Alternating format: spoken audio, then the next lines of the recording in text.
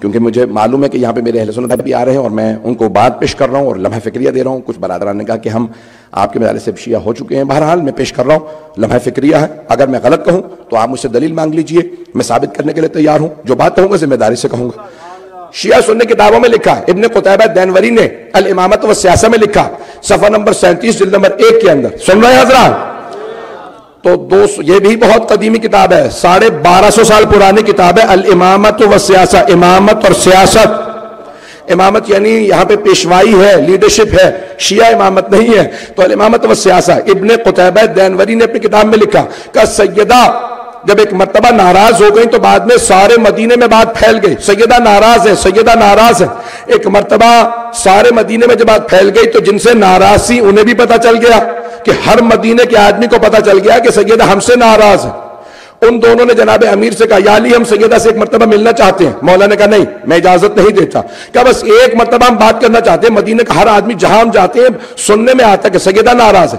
جناب امیر گھر آئے, مساجد پہ نہیں آیا ہوں, آئے گھر, اور آنے کے بعد جناب سیدہ سے کہا شیخین آئے ہیں دروازے پہ کہ آپ سے ملنا چاہتے ہیں. مولا نے جیسی جناب خاتون جنت سے کہا میں ان کی شکلیں نہیں دیکھنا چاہتی.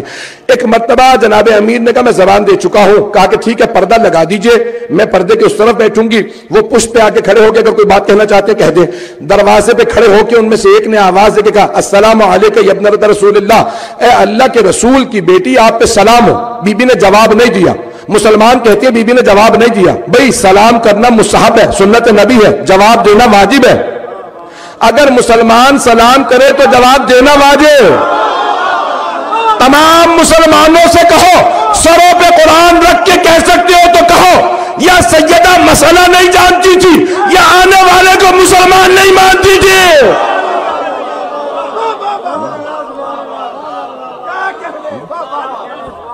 بات پہنچ رہی ہے؟ اگر ہے ہمت, اگر ہے کسی مسلمان میں ہمت تو قرآن سر پہ رکھ کے کہے کہ معاذ اللہ سیدہ کو مسئلہ نہیں آتا تھا. اور اگر کہے کہ نہیں مسئلہ جانتی تھی تو پھر بتاؤ اسے مسلمان مانتی تھی؟ جس نے آ کے سلام کیا, سیدہ نے کہا نہیں میں تجھے جواب لائق نہیں سمجھتی. یہی جناب زینب کبریٰ نے دربار یزید میں کیا تھا. جب اس نے کلام شروع کیا بار بار کا کیا بات ہے, آپ کو آواز نہیں آ رہی, کیا بات ہے, میری سلام کا جواب کیا بات ہے, آپ جواب کیوں نہیں دیتی؟ بی بی نے کہا تجھے اس لائق نہیں سمجھتی کہ تجھ سے بات کروں؟ عزیزان گرامی, جناب خاتون جنت نے بالکل بے عین ہی اسی انداز سے سلام کا جواب نہیں دیا. صرف ایک سوال کیا, کیا تم دونوں نے سنا ہے؟ جب کہا کہ بھئی آپ ناراض ہیں, بی بی نے کہا سنا ہے, میرے بابا فرماتے تھے کہ اگر سیدہ ناراض ہوں تو خدا ناراض ہوتا ہے, ان اللہ یغضب لغضب فاطمہ. سنا ہے یہ تم نے دونوں نے کہ فاطمہ کے ناراض ہونے سے خدا ناراض ہوتا ہے؟ تو کہا ہاں ہم نے سنا. کہا یہ بھی سنا میرے بابا نے فرمایا تھا کہ فاطمہ جو بضعۃ منی یؤذینی ما اذاھا, جو بھی چیز فاطمہ کو اذیت دے وہ مجھے اذیت دیتی, جو مجھے اذیت دے وہ خدا کو, جس نے خدا کو اذیت دی وہی جہنم میں گیا. سنا ہے؟ کہا ہاں ہم نے سنا. بی بی نے کہا خدا کی قسم میں تم دونوں سے ناراض ہوں, اور مرنے کے بعد سب سے پہلے اپنے بابا کو تم دونوں کا گلہ کروں گی, شکایت کروں گی کہ ان دونوں نے مجھے بہت ستایا, میں نے معاف نہیں کروں گی.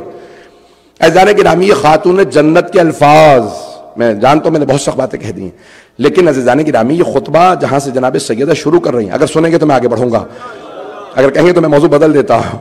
دل آزادی تو نہیں ہو رہی, کوئی پریشان تو نہیں ہو رہا؟ اگر کہیں گے تو میں آگے بڑھوں, اگر چاہتے ہیں میں آگے بڑھوں تو باواز بلند صلوات.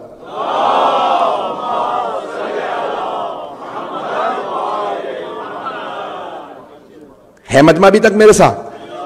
شاید میں بالکل آج مختلف انداز سے سارا پیش کر رہا ہوں.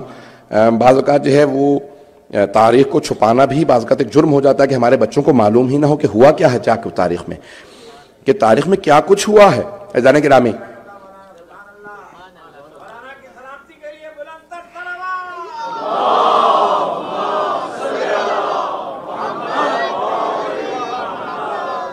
چلتے رہیں گے.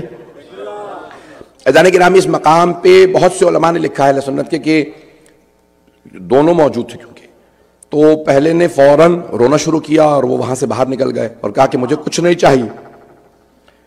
سیدہ ناراض ہو گئی.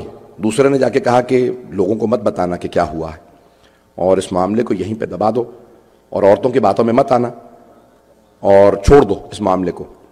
کہا کہ نہیں میں یہ نہیں دیکھ سکتا کہ اب سیدہ جو ہے ناراض ہو رہی. کہا کہ چھوڑ دو اس معاملے کو. کہا ٹھیک ہے, بھی چیزوں کا کیا کریں گے؟ کہا ہمیں سب چیزوں کو اپنے پاس رکھنا ہے. پھر دوبارہ منصوبہ بندی ہونے لگی اور کیا کیا چھیننا ہے اور کس طرح سے معاملات کو آگے بڑھانا ہے. میں سخت جملے کہہ رہا ہوں میں جانتا ہوں، لیکن میں تاریخ پیش کرنے پہ مجبور ہوں. یہاں تک کہ وہی جو روتے ہوئے نکل گیا، ایک مرتبہ موت کے وقت مروج الذہب میں ہے، بڑے بڑے علماء نے لکھا کہ بار بار جب عمارت سے تو بے ہوش ہوتا، ہوش میں آتا تو ایک ہی بات دہراتا، اے کاش میں نے 3 کام نہ کیے ہوتے. تو پوچھنے والوں نے پوچھا کہ کون سے، سنیں گے نا؟ میں جانتا ہوں میں آج سخت باتیں کہہ رہا ہوں لیکن سن لیجئے گا، چاہے بے شک نشر نہ کریں، مجھے وہ نہیں ہے. صرف میں اپنے بچوں کو بتانا چاہتا ہوں کہ ہماری تاریخ کیا ہے، کیوں ہمارا اتنا سخت موقف ہے. تو ایک مرتبہ کہا ہے کاش میں نے 3 کام نہ کیے ہوتے، مجھے صرف ایک کام کو پیش کرنا ہے. پوچھا کون سے 3 کام، کیوں رو رہے ہیں اس وقت؟ کہا میں جب بھی آنکھیں بند کرتا ہوں میرے سامنے جہنم آ جاتی ہے اور میں دیکھتا ہوں کہ فرشتے ہیں وہ کہتے ہیں کہ جہنم تیرے انتظار میں ہے، تو نے اس پہ ظلم کیا جس کا ظلم خدا برداشت نہیں کرتا. کہا کاش میں نے 3 کام نہ کیے ہوتے. کہا کون سے 3 کام؟ کہا کاش میں فاطمہ کے دروازے پہ آگ نہ لے جاتا، میں در سیدہ پہ آگ لے کے نہ گیا ہوتا. اے کاش میں نے دروازے کو آگ نہ لگائی ہوتی. یہ آگ میرے لیے جہنم کی آگ کا سبب بن گئی ہے. کیوں؟ اب نظر آ رہا ہے سب کچھ.